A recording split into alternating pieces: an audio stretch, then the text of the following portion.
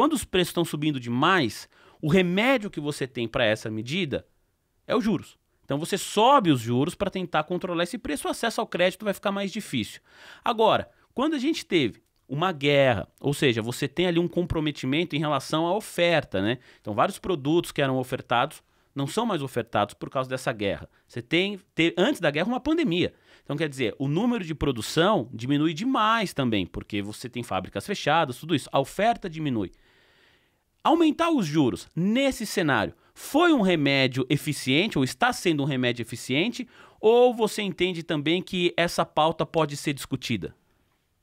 Boa pergunta, né? Hoje é isso que divide os economistas, né? Os que Entre inflação de oferta e de demanda. Os que acreditam nesse remédio amargo e os que interpretam que é o remédio para o paciente errado. É isso que divide o mar vermelho dos economistas. Você está em qual lado? Boa pergunta. Vou deixar o pessoal interpretar ao longo da resposta. Tá bom. Mas principalmente, né? E é isso que todo mundo coloca na mídia, né? Porque o Brasil tem os juros mais altos do mundo. Será que o remédio não foi dado com uma alta dosagem aqui? Até comparando com outros emergentes, precisava de uma dose tão grande e o Banco Central não tem cumprido com a meta fiscal, que é muito baixa. Então, como eu falei, vai ser uma década diferente, não só aqui, como nos países desenvolvidos, uma década de inflação alta e juros altos. Então, os modelos econômicos têm que rodar com outros indicadores, tá bom? Então, tivemos um choque de oferta, como você mesmo falou, as cadeias de suprimentos foram afetadas e a gente subindo juros. O efeito também não é imediato e a gente já começou a sentir, principalmente no final do ano passado, e deve sentir ao longo desse ano, que é um baixo crescimento da economia. E é isso que está preocupando o presidente da República. Né? Ele quer Exatamente. chegar no primeiro ano e entregar um crescimento X%. E com esses juros a 13,75 fica difícil crescer. E não vai bater também a meta de inflação, porque o problema da inflação tem outros motivos. Então, muitos vão criticar porque está dando o remédio errado para a doença errada. Ou pelo menos a dose. Ou pelo menos uma dosagem, pode ainda ser o remédio errado na dose errada.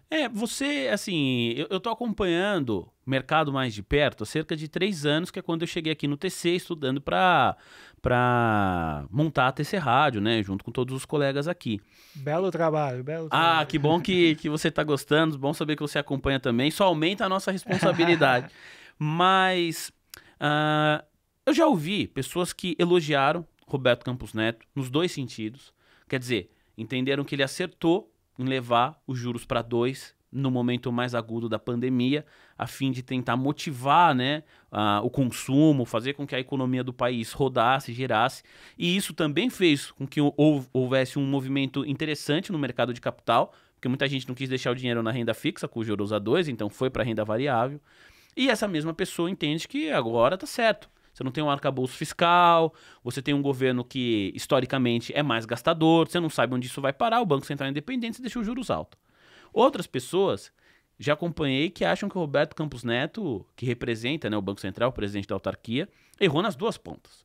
Não deveria ter levado os juros para 2, que isso é um juros de um patamar de um país absolutamente desenvolvido, de um país europeu, talvez dos Estados Unidos, e que justamente na tentativa de corrigir esse primeiro equívoco, puxou demais esses juros para quase 14% e fez com que hoje, como você pontuou aqui, a gente tivesse o juros real mais alto do planeta.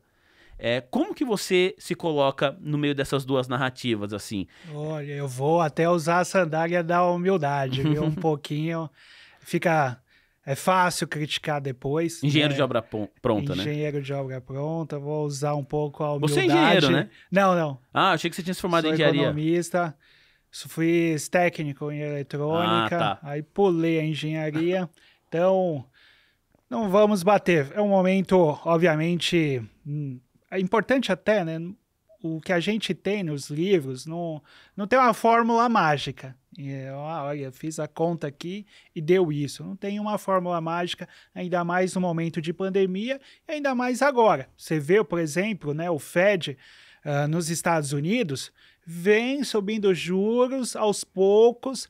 Você tem até uma projeção de parar no 5,25, mas ele vai sentindo também a economia. Ou seja, não tem um número mágico que vai resolver o problema nos Estados Unidos ou no Brasil. É importante, né? Porque muita gente acha que, não, dá um remédio, sobe aqui os juros até aqui, resolve, a inflação cai. Não é tão fácil. Por isso a economia não é essa ciência exata, né? Um engenheiro faz a conta e fala, pô, deu isso. Não, mas não é bem só isso. Você tem que olhar todo um contexto. Por isso que muita gente defende, igual eu falei, é um mar vermelho, né? Tem os que defendem, não, a matemática deu isso, eu vou seguir esse caminho. Outros não. Olha, você, além do número, você tem que observar outras variáveis e ir também sentindo a economia. Mais importante é esse olhar para a economia, abrir a janela, ver o que está acontecendo. Às vezes parece que alguns economistas não olham o que está lá fora, principalmente, né? Vive numa outra realidade. Mas voltando, não tem um padrão. Hoje os juros estão altos, então, não posso corrigir um pouco, não aumentei a dose, posso baixar um pouco, até quanto a economia pode segurar, você já começa a ver uns efeitos de desaceleração, então eu até esperava na ata que seguisse um pouco o Fed, olha, igual hoje o Fed também falou, né, que já começa a haver alguns sinais de redução de inflação em alguns pontos, mas no caso dos Estados Unidos, o mercado de trabalho muito aquecido, batendo recorde atrás de recorde. Então é um cenário desafiador.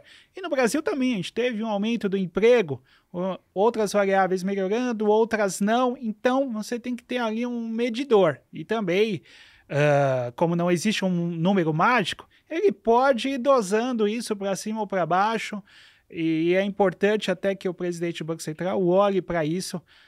Também não posso dar um cavalo de pau na economia, frear com tudo, né? Que isso vai, se eu gerar um emprego, talvez possa perder todo esse número de emprego.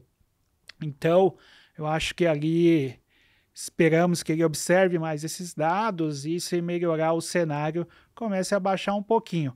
Deve seguir também o que for acontecer lá fora, né? A gente também não somos uma ilha. Eu ia falar isso agora. Se os Estados Unidos está subindo juros, provavelmente quando ele começar a baixar, esperamos que aqui também caia. Agora, a gente subiu antes, né?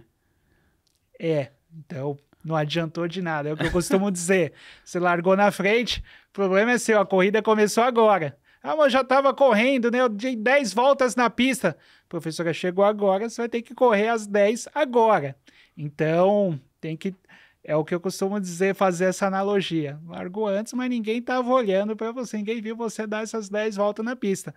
Dá mais 10 voltas aí e cumpre a tabela. O professor chegou agora na sala.